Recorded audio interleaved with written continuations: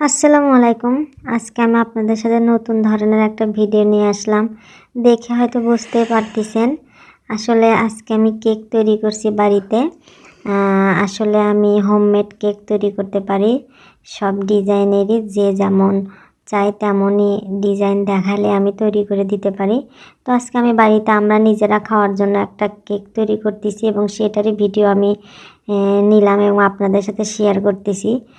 আমার পেজের ভিডিওগুলো দেখে হয়তো অনেক আপুরা ভাইয়ারা বলবে যে আচ্ছা এই আপুটা কত রকমের ভিডিও ফেসবুকে আপলোড দেয়, এই গহনা তৈরির, এই ক্রাফটের কাজ, এই পুঁতির কাজ, এই বেতির কাজ, এই হচ্ছে যে মানে নানান ধরনের কেক কেক তৈরির কাজ, সব ধরনের কাজেরই দেখি হচ্ছে ভিডিও আপলোড করে।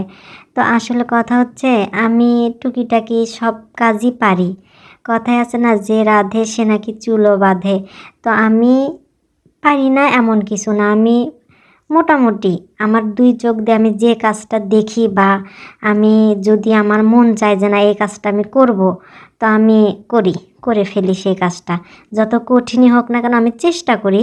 হয়তো ভালো না হলেও প্রথমবার হয়তো ভালো না হলেও পরের বার হয় বা তার পরের বার হয়, করতে করতে একটা সময় ভালো হয়। কিন্তু আমি যেটা শখ করি করার সেটা আমি করেই ছাড়ি।